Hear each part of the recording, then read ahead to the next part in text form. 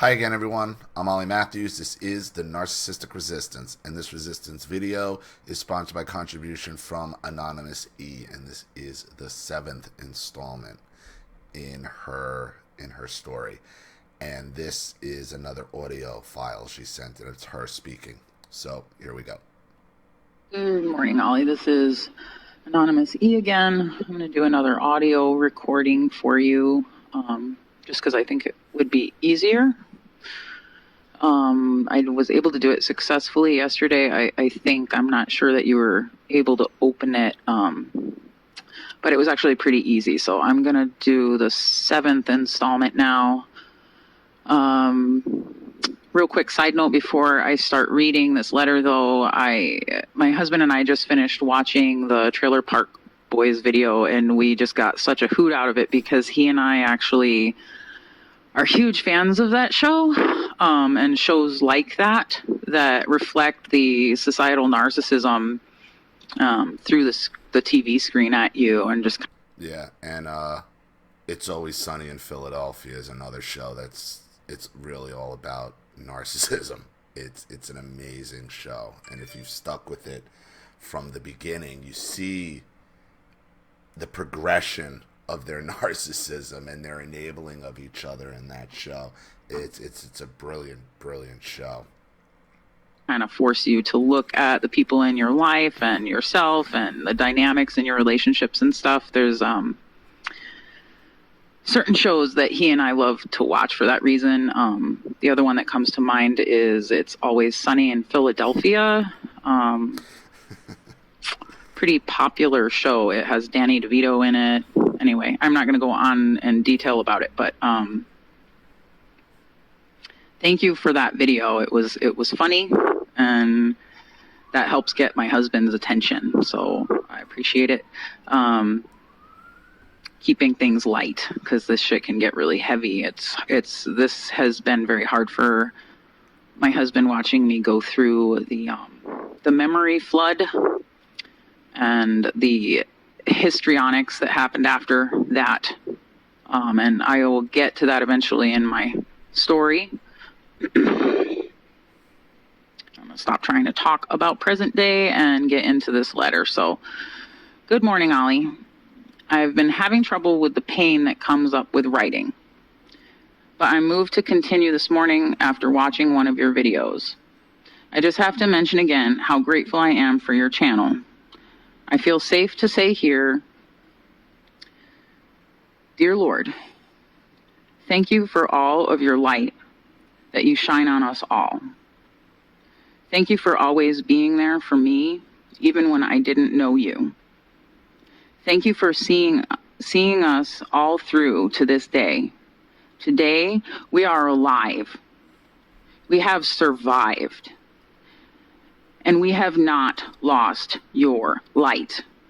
Lord, I pray this channel can be the chisel that pierces societal narcissism and allows your light to shine through more and more on more and more people as we all break free and help guide each other.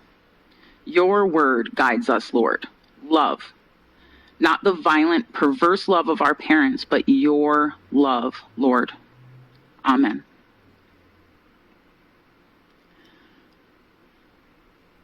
So here may be a good place to mention I'm not a Jesus freak or a fanatic. Many people today have an intense aversion to religion. I get that. I've been there. My dad grew up Roman Catholic, and he told us stories about kneeling on yardsticks and such. Horror. My mother and father told the same stories from Catholic school, that they used to have to kneel on, they would be beaten with yardsticks at school. So I was lucky I didn't get beaten at school. The comparisons, and they were forced to kneel on pellets or BBs. It was always some kind of corporal punishment that there were. So I was lucky that I didn't have to ever deal with. So we didn't go to church. I was spanked in front of the class in first grade in public school, though.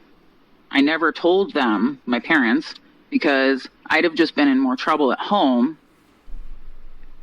Oh shit, I just remembered something. That same teacher used to spank us on our birthdays.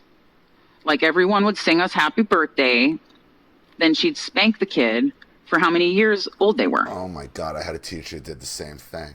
It was, what the frig? Which teacher did that? I think it might have been second. It was it Miss Hickey in third grade? Oh, she was horrible too. Who was given the birthday? It was Miss Hickey, I think. Yeah, it was Miss Hickey in third grade. Horrible name. What a horrible. Oh God, that school system was a joke. I remember feeling lucky I was younger than everybody, so I got spanked one last time. That memory is making me nauseous. I had totally forgotten about that. I can't believe the shit these schools used to get away with. Like some of it, yeah. Like, I mean, it's gone way over the line now with all the social justice bullshit and PC. But some of the stuff they used to get away with was intense. Like, I never got hit. I never got grabbed by a teacher. And because I was always terrified of it. But I realized if one of them had grabbed me, I would have freaked the fuck out on them. Because anybody outside my family touched my mother and father touched me, I would lose my goddamn mind. I remembered being spanked for being bad, like not on my birthday. We'd been instructed to wash our desks, and I didn't wring out the sponge because I didn't know anything about anything. I was 5. I always remembered that, but had forgotten about the birthday spanking. Oh my, how weird. I also started kindergarten at 4. I remember Drunkie being honest about why. She wanted free of me and was busy with little bro. I was only stressing her out. I don't remember if that was something I overheard her telling my dad or over the phone with someone, or if she said it to me directly. When my mother put me in kindergarten at 4, I was an only child. She wasn't even pregnant with my brother. She had no reason, no excuse, none. I just remember that's how she felt. Anyway, I also have an intense aversion to organized religion and mean old first grade teachers. That's what I'm saying. But anyway, anyone who falls in love, becomes pregnant, and experiences the miracle of that fertilized egg and what it becomes through no effort or thought on our part, you have to know that there's a God, right? Heck, I remember being tiny and watching ants work and thinking how cool it was that I was so big that they couldn't see me. I wondered who was watching us and saying that. How big were they? Like, not a dude in a robe sitting on a cloud, but some force or energy or something. I never believed that image of a personified God, but I always knew there was something bigger. I don't even know if Jesus was a real dude. I know that if you read about him, he was an excellent role model, so I dig Jesus. You know, I'm not anti-Christian, just anti-church and anti-pedos, you know? Yeah, that's my feeling on it. Jesus was a real guy. It's just whether he was the son of God or not is very debatable, you know, but I think he believed he was, you know, he led by example, so give him that. Flipped over change tables. You sure as shit wouldn't be about the big hats and the gold and the pomp and the circumstance that the church has become. Also wouldn't be wouldn't be happy of being a cover for pedophilia either. I won't go too much into it here, but we tried church when we first got sober, and we even accepted Jesus as our savior. And it had instant dramatic results, but my views have changed a great deal since then. I went to church twice and felt, saw, and heard unacceptable things. So I'm realizing this is turning into a novel. I'm going at it from an autobiographical standpoint. and giving you perhaps more details that are not relevant to the question at hand, which is, am I right for going no contact with Drunkie B and Grandpa E? Why are my thoughts swinging back and forth between seeing the monsters they are and then blaming myself? I wasn't a good kid. I smoked. I drank. I was really mean to little bro once when I was 6. I made him cry. Jesus Christ. Like, if you're going to go back to, like, that's normal kid stuff. If you can't be mean to your little brother at 6, then, like, what are we talking about here? I mean, this is just, you're talking about normal life experience. The reason you drank and the reason you smoked is because you were raised by fucking trailer trash, Drunkie the fuck clown.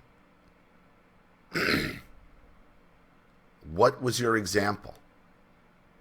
These weren't conscious choices you were making as a child. You didn't fucking pop out of the womb and say, God damn it, does somebody got a goddamn Marlboro? I need a Marlboro and a goddamn Coors Light right now. Is that what happened out of the womb? Did you reject your mother's milk for some fucking Pabst Blue Ribbon? Was that what was going on? No? Okay, then it's not your fault. Maybe I deserved all of it. Then I pick out one of your videos and watch it, and I hear my story in all of them on some level and realize again what they are. I feel like I must be crazy. How could someone have such conflicting ideas? Maybe I should be asking you to diagnose me. So that's why I'm trying to share as much as I remember. Each detail is a puzzle piece to a puzzle that is me. A puzzle that my mother just gifted to me 2 months ago when she burned me for the last time. There's no photo on the cover of the box to help me piece the puzzle together. There isn't even a box to contain all the pieces. She just kind of threw them at me. Yeah. Broken dish. They just smash it. And then you're left to put the pieces together. And here's what you have to, and this is what I keep telling everybody.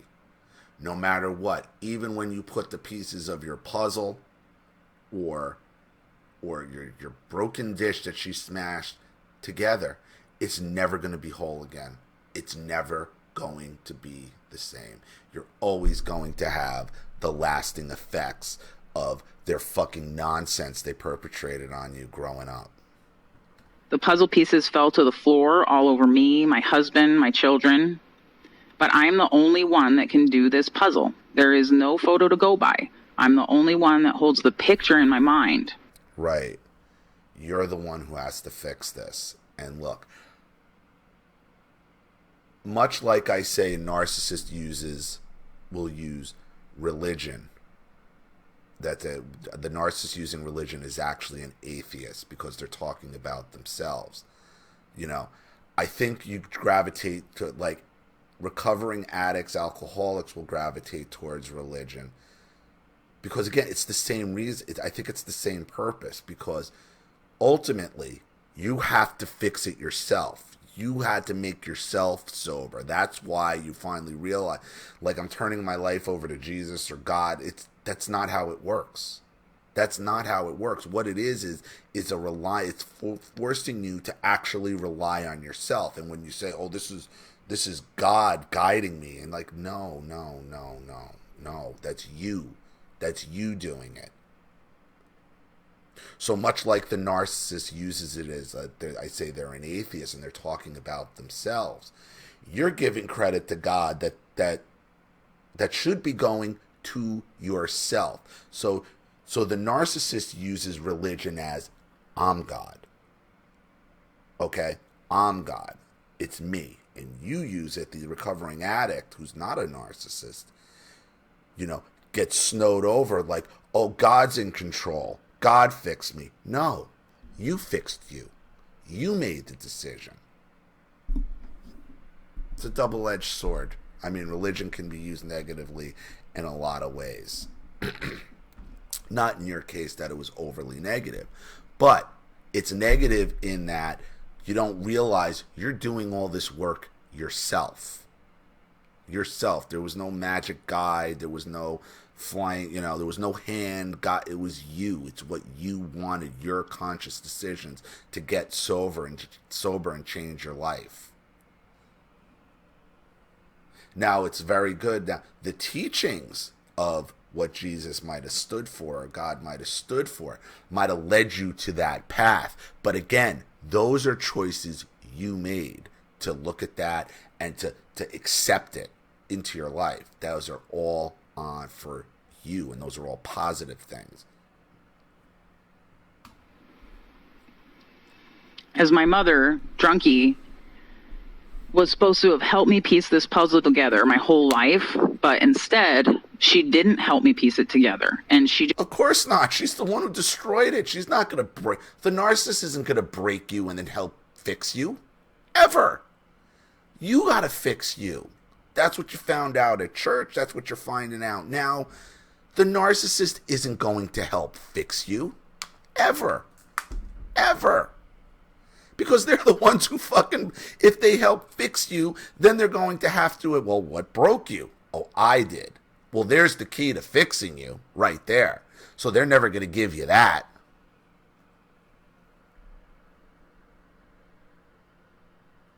They're the glue that puts this puzzle back together, and they're never going to give it up.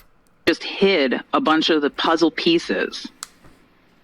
It's been recommended to me by more than one person whose opinion I trust that I write this all out so I can view it from a distance, get a more objective view of myself. I know I don't have an accurate view of myself. I don't know if anyone else relates to this, but I've always struggled with my weight, and I've always felt like when I'm at a healthy weight, I'll feel good. You probably have, because if you were raised like me, you probably have body dysmorphia like me. You never, ever, whether you're heavy or thin, you see yourself as the opposite. Right? Right? That's all effects of being raised by Drunkie the fuck clown. To being raised the way we were raised. That's what happens. Charlene tells me every day, I can't believe how much weight you lost again already. I don't see it. She tells me. To the point where I'm running almost 6 miles and I popped my other goddamn calf yesterday. Because that's how, to this day, that I get. Good about myself, but even when I lose the weight, usually I take it too far and get a bit too skinny. My face is crooked, like my nose is crooked, and even my jaw, like the bottom half of my face is sort of bent to the right. I do the same thing. I got too skinny the last time. I do the same thing. And even when I'm too skinny, I still think I got another 5 pounds. Very subtle, and I've mentioned it to a handful of people. They all say, I guess I see it, but I never would have noticed that if you didn't point it out. Anyway, ever since I recovered from food addiction in 2010, I've maintained a healthy weight. When I look in the mirror, I'm generally happy with myself. I promised myself years ago that if I could ever just get down into my healthy weight range again, I'd never nitpick my body ever again. This promise came about when I was looking at a photo my friend C had of us when we were in our late teens or early 20s. I was very, very thin, too thin in this photo. And I'm tall, so I look especially lanky and gross. However, I remembered the situation in which that photo was taken, and I remembered being on a diet. I remember thinking I was fat. Anyway, this is the thing I'm wondering if I'm crazy for. Like I said, when I look in the mirror, I don't see an ugly person. But when I try to envision myself in my mind's eye, that defect, that bend in my face, becomes completely over-exaggerated, and my eyes are even not symmetrical. I don't know. I know this is so weird and hard to explain. No, look, when I was a kid, I thought I was the ugliest, nastiest looking kid ever. And you see things on your face that aren't necessarily there. Or you see every slight imperfection on your face. Because you're looking in a mirror, you have the most time to study your own face. Okay? But if you could sit there and look across and stare at everybody, you would find every imperfection on every person as well, okay? Everybody's imperfect. Nobody has a perfect face. Does anyone relate? My husband is constantly saying how beautiful I am, and I do get a lot of signals from the world that point to that possibility. The mirror does reflect that possibility, but in my mind's eye, my face is literally deformed. Like I look like I was whacked across the face with a 2x4. I would also ask, and my other part of my problem is, and I didn't realize when I used to hate my face, is my problem is I looked exactly like my mother. Exactly. So without even realizing it, I was seeing her face and my face and not realizing, because I hate her so much, I was hating myself. I did a video on that, when you look like your abuser. I don't know if you look more like your mom or your dad, if that might be part of the issue. So picking up where I left off with my story, C has been born now, and I briefly brushed over his first year, but now I will add some more details with my fresh morning brain. Drunkie and Bob are back together. He was living there again. He had sent out an apology email, and Ricky Bob. That's Ricky Bob. Was he out sleeping in the garbage, sleeping in his car with no door? Because that's what it sounds like. I accepted his apology at Junkie's request on paper, but in my heart, I didn't like Bob. By now, it had also come out that Bob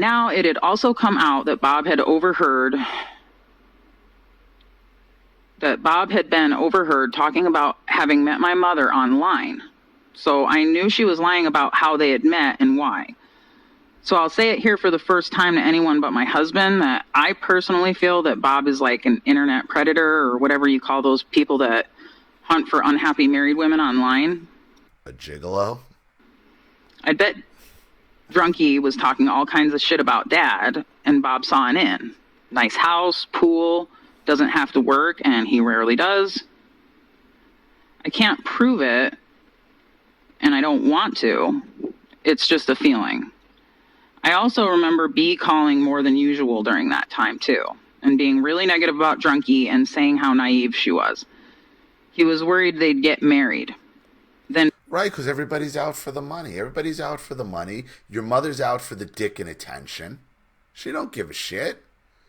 Your mother's thinking with her own pussy. All she cares about is her pussy. Remember, this is a 55-year-old woman sporting a fucking whale tail. Are you serious? Bob would get half of everything. I remember telling him not to worry, that Mother, without my asking her, had divulged to me that she had no plans on marrying Bob or anyone. She said she was done with marriage. I remember... He didn't need to marry her. He can bleed her dry a million ways to Sunday. Giving him my take on it. Telling him I was playing Switzerland because I knew if I questioned Drunkie at all, she would just cut me out. And that I wanted a parent, not an inheritance. I had the rest of my life to earn money. He never called much, or with any kind of consistency. When there was news, he'd call and probe, but I lived not far from Drunkie, and I wasn't going to start any fights about Bob. I wanted my mother in my life. Drunkie did marry Bob on the back of their Harley soon after. They eloped to Vegas without telling me and got married at some place that does motorcycle ceremonies or whatever. Ugh. I hate motorcycle culture so much. I hate the whole thing. I also hate like gambling. I hate the Vegas. I've never even been to Vegas, but I've been to AC. Like, I hate it. I hate it. I hate it. What happens in Vegas stays in Vegas. I fucking can't stand that shit. I don't know. It just makes my goddamn skin crawl. I remember her showing me the pictures and bragging about how awesome the place was and the people. I remember thinking, okay, so we're not going to talk about the fact you said you weren't going to marry Bob. But she'd always broken promises my whole life, so whatever. That's just how she is, right? Funny thing is, though, she'd always preach about the importance of keeping promises and being honest. Oh, and she loved to preach about the sanctity of marriage, too. Till death do us part kind of thing. Yeah, they're hypocrites. So these preachings of hers were no longer carrying much weight. Anyway, I just remember not caring as much as my brothers and just being happy she had someone to keep her busy. Maybe she'd leave me alone. And she did. She was busy going to country music concerts on their Harley, going to something called Bike Night weekly, and just hooting it up. Of course, I was still calling often, asking for parenting advice that she had no recollection of and couldn't help me with. Whenever we'd be on the phone, Bob would be holding a separate conversation with her in the background, so communicating and keeping her attention was impossible. We were growing farther apart, but I still craved her love. I remember feeling... And you think this woman's going to help fix you? Like, every indication you've had your entire life is you are an afterthought, you are a nuisance, you are an inconvenience.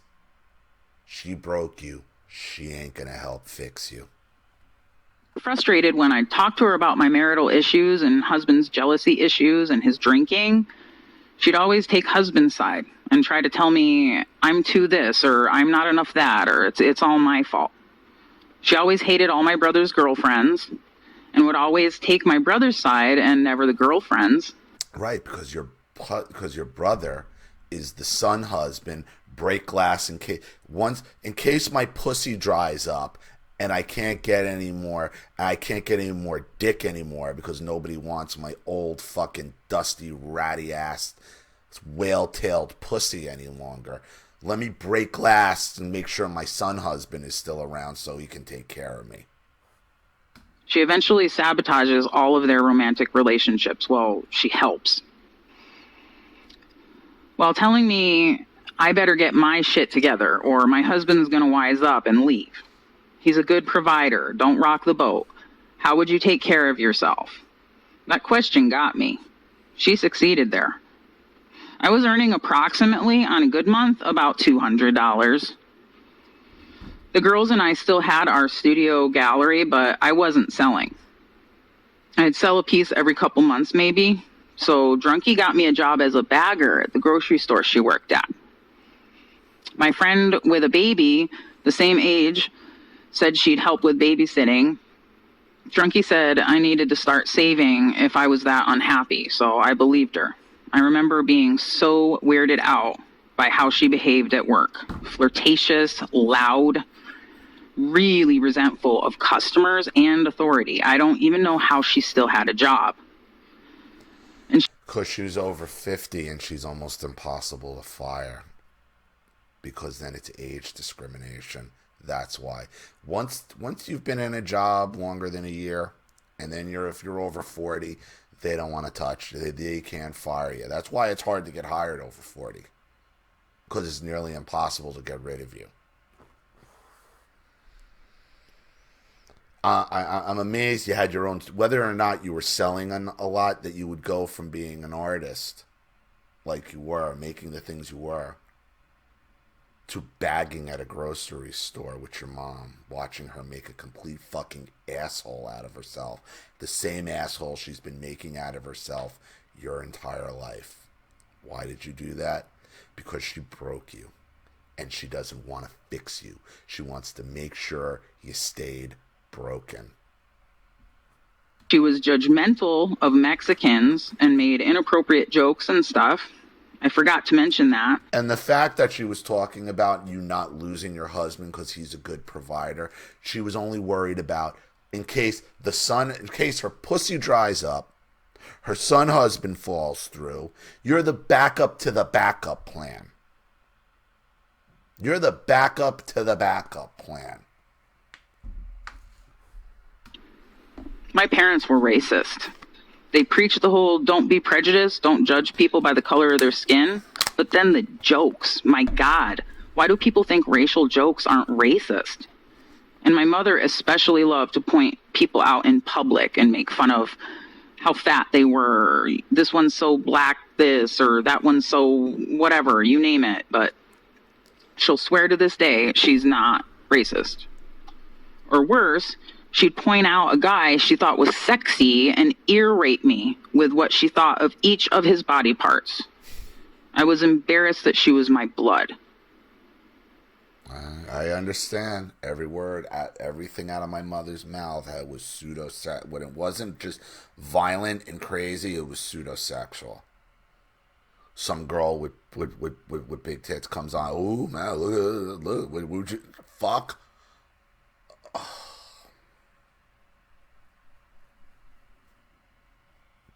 Woman can just make the thought of her in that hat, and then what it just makes my skin crawl instantly.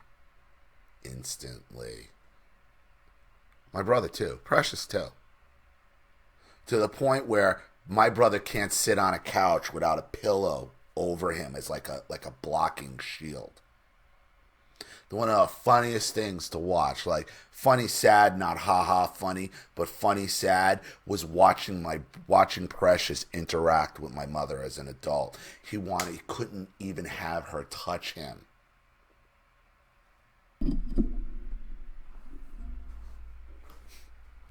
Coward. Husband and I had decided years ago that we wanted 2 children, and we wanted them 2 years apart. So as C was nearing 1 year old, I mentioned to Drunky we'd be trying again. And she got upset. She didn't understand why I would still stick with my family plan now that I was working. I told her of course I was going to. The whole purpose of my baby number 2 was so that hopefully my kids could be close. They'd always have a friend in each other and who understands them completely. She strongly advised me to not tell anyone at work, that I'd wind up getting squeezed out somehow. As pregnancy was her whole life, all she wants to do is sabotage you. That's it. She's not going to help fix you. She's not done breaking you. Frowned upon. So the very next day, I did. I usually ate lunch outside alone, but that day I sat inside with a group of girls. I introduced myself, yada yada, and made sure to fit it into the conversation that I was trying to get pregnant. I sit here today and I still don't know why I did that. It was just like a decision I made as I was walking by with my lunch. I guess I've just never been one to live a lie. Having babies is the most special part of life. Why would I? Well, you also, in the back of your mind, were telling yourself this woman is bullshit, everything, and you wanted to test it. That's your that was like early on, your subconscious telling you there's something fucking wrong here with what this woman is telling you and how she's making you live your life. I lie about it. Did she think no one would notice in 6 months? Well, I was obese, so maybe they wouldn't have. I don't know. Anyway, Drunky was so upset I told anyone and acted like I'd completely fucked up my entire life. Like, she has this dismissive thing she does. Like, I give up. You'll never get it. You'll never understand how to manipulate people. She just didn't understand. That's her frustration now that's out. Now you're going to find out. That's her, like, final throw it against the wall and hope it sticks. Because when nothing happens because you got pregnant, what that is, that's avoidance of you saying, I thought you said they were going to fire me. I thought you said that. That's why she does that. And that I didn't want to. For me, it's easier to be forthright, and most people are pretty understanding if you give them a chance. But after 3 months at that place, getting carts in the sweltering midday desert heat, I started noticing how out of shape I was. I was getting run down, and my checks were so tiny compared to my husband's. I was rarely home to make dinner, so we were spending my checks on pizza or eating out. I wasn't getting anywhere financially. I was falling behind as a mother, so I quit. It was a relief, and Drunky was mad for it, so I got a break from her. Of course, she tried to act like she wasn't mad, like that snooty attitude, and, well, some people just aren't cut out for hard work. Yeah, some people aren't cut out for you're trying to fix your life, and I don't want that to happen. That's why she's mad. And then she was back to being too busy. I've learned the way to have a relationship with Drunky is to work with her, drink with her, gossip with her, or if you have handsome sons, yes, that means what you think. I was glad she was too busy for me, really, until I really needed a babysitter, and she'd pull out the guilt trip and never even babysit anyway. She loves canceling plans the day of. I was learning not to expect anything from her. Now I thank God she never had a close relationship with my kids. They are now immersed in a different world, the real world, and they too have expressed concerns about Drunkie's behavior. My oldest shared recently that she made him uncomfortable. He said, I love Granny, so I don't mind hugging her when I see her or when I'm leaving, but she always wants to be hugging me, like the whole time I'm there. My youngest then commiserated, describing an incident wherein she had dropped an ice cube down his shirt and was trying to fish it out, that he was really uncomfortable and had to ask her to stop more than once. I reiterated to them both what the rule is about respecting others' boundaries. Not only do you need permission to hug someone, but you shouldn't even talk about people's bodies. And people that poke fun or even talk about our bodies, they're boundary crossing. But see, Ollie, my kids have known these rules forever, but were tolerating it from her because they thought they had to. Until I went no contact, they were finally free of their chains and they told me the truth. So thanks, Drunkie, for the teachable moment. I'm glad that she's an absent grandmother when she doesn't need anything. But back then, when I had my first baby, it hurt and I questioned if it was normal. I think this has gotten long enough for a video, so until next time, Anonymous E. Thank you, Ollie. What your sons were waiting for was for you to step in and be like, don't touch them like that. And what in reality should have happened is, you touch my sons again, I'll break your hands, you sick bitch. Because I know what you're doing. I know why you're doing it. Stop it. The thing you got in the overriding theme of this is, she broke you. She's not going to help fix you. Because she never finished breaking you. Because to help fix you, you got to find out the glue that held it all together was her. And she's never, ever going to give it up. So, I hope that helps. Thank you again for another contribution and story, Anonymous E. I really appreciate it. Thank you to everybody watching. Please leave any opinions or advice in the comment section below.